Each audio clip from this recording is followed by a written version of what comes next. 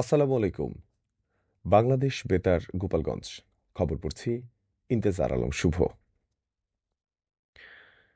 প্রধানমন্ত্রী তারেক রহমান গতকাল রাতে এ বছরের প্রথম হজ ফ্লাইটের উদ্বোধন করেন।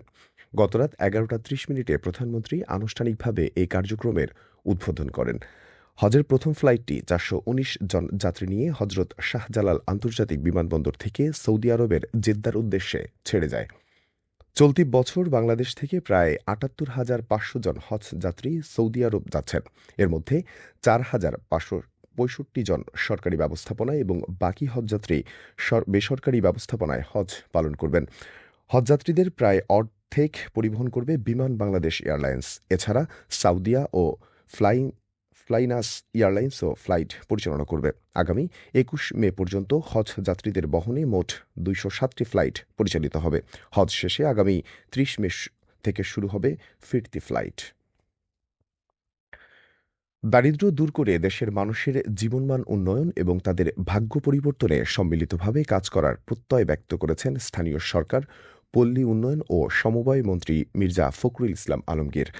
গতকাল রাজধানীর মাদানী এভিনিউয়ের পিপার ট্রি বিডি ইভেন্ট ভেন্যুতে আয়োজিত জুনিয়র চেম্বার ইন্টারন্যাশনাল কার্নিভাল ২০২৬ অনুষ্ঠানে প্রধান অতিথির বক্তৃতায় তিনি একথা বলেন। স্থানীয় সরকারমন্ত্রী বলেন, তরুণদের মধ্যে নেতৃত্বের বিকাশ ও সমাজসেবামূলক কর্মকাণ্ডে জেসিআই বাংলাদেশের ভূমিকা অত্যন্ত প্রশংসনীয়। তিনি সংগঠনটির কার্যক্রম আরও বিস্তৃত করে দেশের উন্নয়নে অবদান রাখার আহ্বান জানান।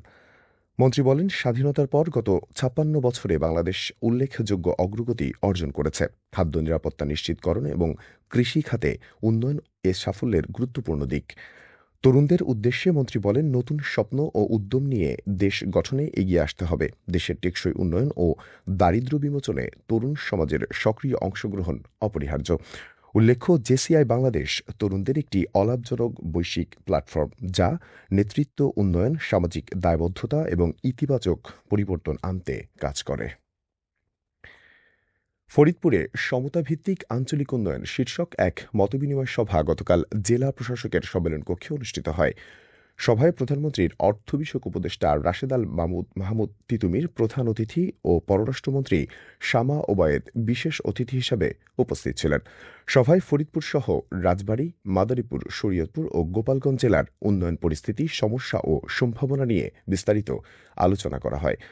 এ সময় দৌলদিয়ায় দ্বিতীয় পদ্মা সেতু নির্মাণ, ফরিদপুরে একটি সরকারি বিশ্ববিদ্যালয় স্থাপন এবং পৌরসভাকে সিটি কর্পোরেশনে উন্নতি করার বিষয়গুলো গুরুত্ব পায়। জেলা প্রশাসক মোহাম্মদ কামরুল হাসান মোল্লার সভাপতিত্বে ফরিদপুর ১ আসনের সংসদ সদস্য মোহাম্মদ ইলিয়াস মোল্লা, ফরিদপুর ৪ আসনের সংসদ সদস্য শহীদুল ইসলাম বাবুল এবং গোপালগঞ্জ ১ আসনের সংসদ সদস্য সেলিমুজ্জামান সেলিম সহ সংশ্লিষ্টরা সময় উপস্থিত ছিলেন। এদিকে ফরিদপুরের বিভিন্ন সরকারি ও বেসরকারি প্রতিষ্ঠান পরিদর্শন করেছেন প্রধানমন্ত্রীর অর্থ বিষয়ক উপদেষ্টা রাশেদ আল মাহমুদ তিতুমির।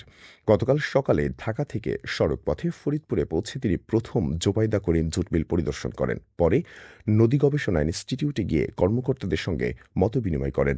এরপর তিনি পল্লীকবি জসিমউদ্দিনের বাড়ি এবং সংগ্রহশালা পরিদর্শন করেন এবং তার কবর জিয়ারত করেন।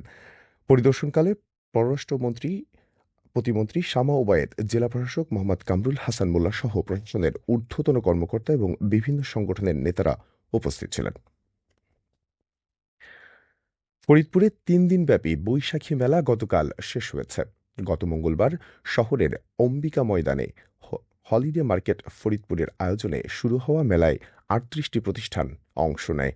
মেলায় ক্ষুদ্র ও নারী উদ্যোক্তাদের অংশগ্রহণে খাবার, পোশাক, শোপিস, মাটির সামগ্রী, ফুল ও প্লাস্টিক পণ্যসহ নানা ধরনের আকর্ষণীয় পণ্যের সমাহার ছিল, যা দর্শনার্থীদের মধ্যে ব্যাপক আগ্রহ সৃষ্টি করে।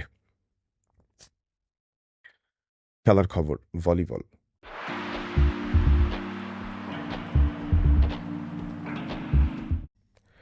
নড়াইল বীরশ্রেষ্ঠ নূর মোহাম্মদ স্টেডিয়ামে জেলার প্রথম বিভাগ মহিলা হ্যান্ডবল টুর্নামেন্টের গতকাল ২টি সেমিফাইনাল খেলা অনুষ্ঠিত হয়েছে।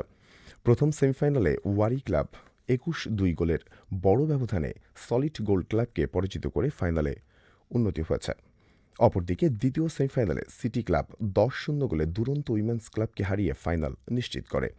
নড়াইল জেলা ক্রীড়া সংস্থা আয়োজিত টুর্নামেন্টে জেলার ১৬টি দল অংশগ্রহণ করেছে। সবশেষে আবহাওয়া।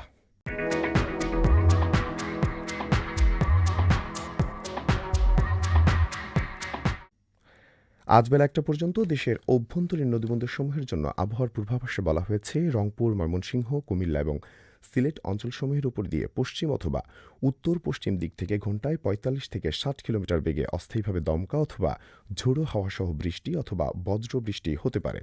এসব এলাকার নদীবন্দরসমূহকে ১ নম্বর সতর্ক সংকেত দেখাতে বলা হয়েছে। খবর শেষ হলো। আমাদের পরবর্তী খবর প্রচারিত হবে সকাল ১০টা বেজে ৩০ মিনিটে বাংলায়।